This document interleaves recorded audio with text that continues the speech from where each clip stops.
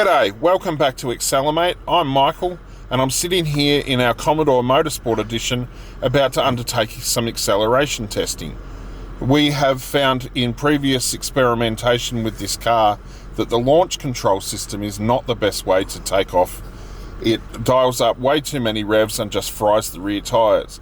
So instead, we're going to manually set our modes and then gently and carefully take off with the right amount of revs on board. So, first off, we change this dial over to it until it says performance on the dash. Then we double press this button to turn off both stability and traction control and to turn the ESP competitive mode on. And it now says track inside the dash. Then we dial up between 16 and 1700 revs and jump off the clutch and then change cogs as fast as we can. So let's give that a go.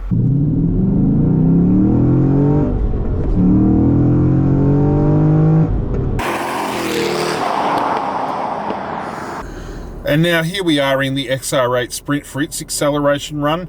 Now, similar to with the Motorsport Edition, we found that the launch control system on this is not the most effective way to get it off the line. Reason being that it likes to hold the revs at 3000 revs, and that just becomes a tyre frying mess when you try and take off. You're much better off to dial up between 13 and 1400-ish revs and then slowly feed the clutch out as you take off. So simply a matter of switching the traction control off and then away we go.